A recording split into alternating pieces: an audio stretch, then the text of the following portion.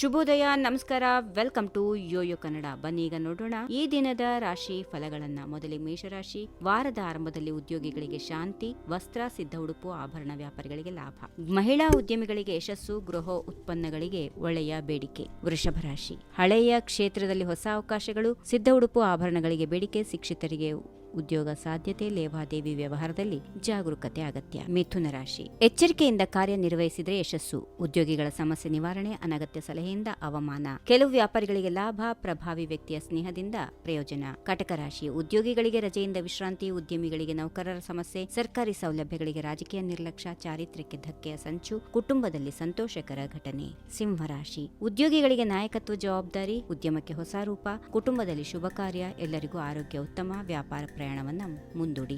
ಇನ್ನು ಕನ್ಯಾ ರಾಶಿ. ಹೊಸ ವ್ಯವಹಾರದಲ್ಲಿ ಲಾಭ, ಕೃಷಿಗೆ ಸಂಬಂಧಿಸಿದ ಆಸ್ತಿಯತ್ತ ಗಮನ, ಪಾಲುದಾರಿಕೆಯಲ್ಲಿ ಪಾರದರ್ಶಕತೆಯಿಂದ ಪ್ರಗತಿ, ಅವಿವಾಹಿತರಿಗೆ ಒಳ್ಳೆಯ ಸಂಗಾತಿಯ ಭರವಸೆ. ತುಲಾ ರಾಶಿ. ಶತ್ರುಗಳಿಂದ ಮುಕ್ತಿ, ಸ್ಪರ್ಧೆಗೆ ಉದ್ಯಮಿಗಳ ಸಿದ್ಧತೆ, ಉದ್ಯೋಗಾಕಾಂಕ್ಷಿಗಳಿಗೆ ಭರವಸೆ, ಲೇವಾದೇವಿಯಿಂದ ದೂರ ಇರಿ, ಸಾರ್ವಜನಿಕ ವ್ಯಕ್ತಿಗೆ ಸಹಾಯ ಒದಗುತ್ತದೆ. ವೃಶ್ಚಿಕ ರಾಶಿ. ಎಲ್ಲಾ ಕ್ಷೇತ್ರಗಳಲ್ಲೂ ಸಕಾರಾತ್ಮಕ ವಾತಾವರಣ, ಉದ್ಯೋಗಿಗಳ ಸ್ಥಾನ, ಗೌರವ ಸುರಕ್ಷಿತ, ಸರ್ಕಾರಿ ಅಧಿಕಾರಿಗಳಿಗೆ ಕೆಲಸದ ಒತ್ತಡ, ರಾಜಕಾರಣಿಗಳಿಗೆ ಸ್ವಲ್ಪ ತೊಂದರೆ, ಯುವಕರಿಗೆ ದುಶ್ಚಟ ನಿಯಂತ್ರಣಕ್ಕೆ ಸಹಾಯ.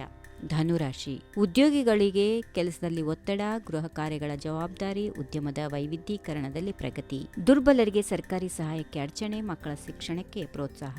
ಮಕರ ರಾಶಿ. ಉದ್ಯಮದಲ್ಲಿ ಯಶಸ್ಸು, ಉದ್ಯಮಿಗಳಿಗೆ ಆಕಸ್ಮಿಕ ನಷ್ಟದ ಆತಂಕ, ವ್ಯಾಪಾರಿಗಳಿಗೆ ಸಾಮಾನ್ಯ ಲಾಭ, ಹಿರಿಯರ ಮಕ್ಕಳ ಆರೋಗ್ಯ ಸುಧಾರಣೆ, ಶಿಕ್ಷಕರಿಗೆ ಹೆಚ್ಚುವರಿ ಕೆಲಸದ ಒತ್ತಡ. ಕುಂಭರಾಶಿ. ಕಾರ್ಯಗಳು ಸುಗಮ, ಉದ್ಯೋಗಿಗಳಿಗೆ ರೂಢಿಯಂತೆ ಕೆಲಸ, ಸರ್ಕಾರಿ ನೌಕರರಿಗೆ ಕೆಲಸದ ಚಿಂತೆ, ಅಲ್ಪಾವಧಿ ಹೂಡಿಕೆಯಲ್ಲಿ ನಷ್ಟದ ಭೀತಿ, ಕಲಾವಿದರಿಗೆ ಸಂಗೀತ ಮತ್ತು ನೃತ್ಯದಲ್ಲಿ ಸಂತೋಷ. ಇನ್ನು ಕೊನೆಯದಾಗಿ ಮೀನರಾಶಿ. ಆರೋಗ್ಯದಲ್ಲಿ ಕೆಲಸದ ಒತ್ತಡ, ಮರು ಆರಂಭವಾದ ಉದ್ಯಮದಲ್ಲಿ ಪ್ರಗತಿ, ಇಲಾಖೆಯ ಸಹಕಾರದ ಹೊರತಾಗಿಯೂ ಕೆಲಸದ ವಿಳಂಬ, ಬಂಧುವಿನ ಹೊಸ ವ್ಯವಹಾರಕ್ಕೆ ಮಾರ್ಗದರ್ಶನ, ಹಿರಿಯ ಅಧಿಕಾರಿಯ ಸಂಪರ್ಕ.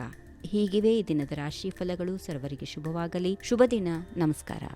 ಈ ವಿಡಿಯೋ ನಿಮಗೆ ಇಷ್ಟವಾದಲ್ಲಿ ಲೈಕ್ ಮಾಡಿ, ಶೇರ್ ಮಾಡಿ, ಸಬ್ಸ್ಕ್ರೈಬ್ ಮಾಡಿ.